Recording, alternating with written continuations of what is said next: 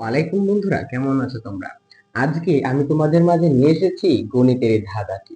তোমরা ভিডিওটির থাম্বনেল দেখে বুঝতে পেরেছো আমি কি বিষয়ে ভিডিওটি বানাতে চলেছি। আমরা বলেছি 1+1=1। এটা আমি প্রমাণ করব। ঠিক আছে, কিন্তু কিভাবে? এটা কি আদৌ সম্ভব নাকি সম্ভব না? এটা আসলে একটা গণিতের ভুল প্রমাণ। সেটাই আমি তোমাদের মাঝে শেয়ার করব। তোমরা এটা তোমাদের বন্ধুদের সাথে, তোমাদের টিচারদের সাথে, বড় ভাই বোন, ছোট ভাই বোন, তোমাদের পিতামাতা সকলের সাথে তোমরা এটা শেয়ার করতে পারো, এটা মজা করতে পারো। ঠিক আছে, চলো আমরা এই বিষয়টা শিখে নিই কিভাবে 1+1 করলে 1 হয়। বুঝতে পারছো? আসলে তো 1+1 করলে কি হওয়ার কথা? 1+1 করলে 2 হওয়ার কথা, কিন্তু 1+1 করলে কিভাবে একটা হয় সেটাই আমাদের দেখার বিষয়। চলো আজকে আমরা সেই কনফিউশনটা দূর করে ফেলি। প্রথমেই আমরা কি করতে হবে, আমাদের কি করতে হবে? ধরে নিতে হবে। কি ধরতে হবে? আমরা বীজগণিতের সাহায্যে যেহেতু এটা প্রমাণ করব, সেহেতু আমরা ধরি a is equals to B. কি ধরেছি? a is equals to B ধরেছি। বুঝতে পারছো? তাহলে দেখো, এই যে সমীকরণটা, আমরা যদি ইকুয়াল চিহ্নের বাম পাশে যদি কোনো সংখ্যা দ্বারা গুণ করি, ডান পাশে সেই সংখ্যা দ্বারা গুণ করতে হবে। বাম পাশে যদি যোগ করি, ডান পাশেও যোগ করতে হবে। বাম পাশে যদি ভাগ করি, ডান পাশেও ভাগ করতে হবে।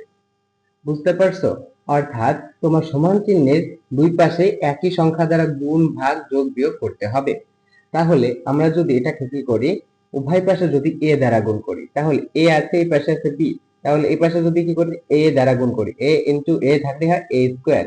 তাহলে কি হবে? এটার সাথে যদি a গুণ করি তাহলে হবে ab। কি করছি? a দ্বারা গুণ করছি, a দ্বারা গুণ, এ দ্বারা গুণ। বুঝতে পারছো? এ দ্বারা গুণ করছে। এখন আমরা কি করব? এখন এ পাশে স্কয়ার আছে, এই পাশে আছে ab। এখন আমরা কি করব? এই পাশে বি স্কয়ার যোগ করব, বিয়োগ করব, আর এই পাশে বি স্কয়ার বিয়োগ করব। ঠিক আছে, কারণ সমীকরণের উভয় পাশে যদি এই পাশে যদি তোমার বিয়োগ করতে হয়, ওই পাশে তোমার সেই সংখ্যা দ্বারা বিয়োগ করতে হবে। তাহলে a স্কয়ার আছে, a স্কয়ার থেকে কি করতে হবে? তোমার বি স্কয়ারটা বিয়োগ করতে হবে। তাহলে a স্কয়ার বিয়োগ বি স্কয়ার, তাহলে ওই পাশে বিয়োগ করতে হবে তোমার। তাহলে ab, এই পাশে বিয়োগ করছো, তাহলে এই পাশে বিয়োগ করতে হবে। বুঝতে পারছো? আচ্ছা, তাহলে আমরা বিয়োগ করলাম। এখন দেখো তো এটা কোন সূত্র পড়ছে? আমরা কি শিখছিলাম না এই সূত্রটা? শিখছি না? a প্লাস বি আর a মাইনাস বি, এটা লেখা যায় কিনা? এটা থাকলে এটা ঠিক আছে। তাহলে এটা আমরা সুন্দর করে লিখি। এটা কি আমরা লিখলে কিভাবে পাবো? সেটা হচ্ছে a plus B, a minus B. অর্থাৎ আমরা এই সূত্রটাকে ভাঙায় এভাবে লিখলাম। বুঝতে পারছো? তাহলে এখন আমরা কি করতে পারি? এখান থেকে দেখো, এখানে আছে বি আর এখানে আছে বি স্কয়ার, তাহলে আমরা এখান থেকে বি কমন নিতে পারি না? দেখো, এ থাকলো কি, এ মাইনাস বিটা থেকে গেল। বুঝতে পারছো? এ মাইনাস বিটা থেকে গেল। এখন দেখো, এই পাশে আছে মাইনাস এ বি, এই পাশে আছে মাইনাস এ বি। তার মানে আমরা কি করতে পারি? উভয় পাশ থেকে minus A B minus A minus B কেটে দিতে পারি না? উভয় পাশ থেকে তোমরা কেটে দিতে পারি। এই পাশ থেকে মানে কেটে দেওয়া বলতে ভাগ বোঝায়। তাহলে এই পাশ থেকে যদি আমরা ভাগ করি, এই পাশ থেকে আমাদের a মাইনাস বি ভাগ করতে হবে। ভাগ করলাম, তাহলে থাকলো কত?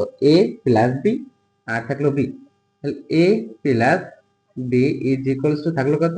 এই বিটা থাকলো। বুঝতে পারছো? এখন আমরা কিভাবে এটা করব? এখন দেখো, আমরা কি শিখেছিলাম? এখানে ধরে নিয়েছিলাম হচ্ছে a is equals to B, এটা ধরছিলাম। তার মানে কি, এই b এর পরিবর্তে তুমি a লিখতে পারো, আবার এর পরিবর্তে তুমি b লিখতে পারো।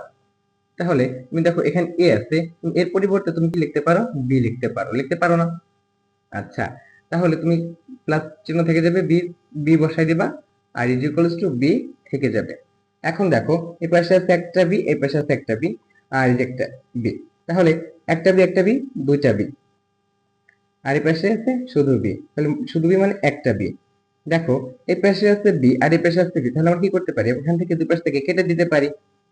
তাহলে যদি এপাশ থেকে কেটে দিই, থাকলো কত? 2 plus 2 is equals two 1, 2 is equals two 1। বুঝতে পারছো? তাহলে আমরা এখন 2 কে কিভাবে লিখতে পারি? আমরা 2 কে এইভাবে লিখতে পারি না? 1 যোগ 1 এইভাবে লিখতে পারি না? তাহলে আমরা লিখতে পারি 1 যোগ 1 ইজ ইকুয়ালস টু এই 1। বুঝতে পারছো? কিভাবে আমরা এটা প্রমাণ করলাম। এটা আসলে হচ্ছে কি ভুল প্রমাণ। এটা হচ্ছে আসলে ভুল প্রমাণ। এই যে প্রমাণটায় কোথায় ভুল আছে তুমি সেটা আমাকে কমেন্ট বক্সে বলবা যে এখানে কোথায় ভুল আছে। এই যে পুরো অঙ্কটা দিলাম, এটা কোথায় তুমি ভুল খুঁজে পেয়েছো সেটা তুমি কমেন্ট বক্সে জানাবা। আর তোমরা এটাতে তোমাদের বড় ভাই বোন, তোমাদের ছোট ভাই বোন, শিক্ষক, তোমাদের বাবা মা সকলের সাথে শেয়ার করতে পারো। আশা করি তোমাদের এই ভিডিওটি তোমাদের ভালো লেগেছে। কিভাবে আমরা 1+1 থাকলে 1 হয় সেটা প্রমাণ করতে পারছি। আসলে তো 1+1 থাকলে কি হওয়ার কথা ছিল? এটা 2 হওয়ার কথা ছিল, কিন্তু হয়েছে কত? 1। ভালো লাগলে তোমরা ভিডিওটি অবশ্যই লাইক, কমেন্ট আর সাবস্ক্রাইব করতে ভুলবে না। ভালো থেকো তোমরা। আসসালামু আলাইকুম।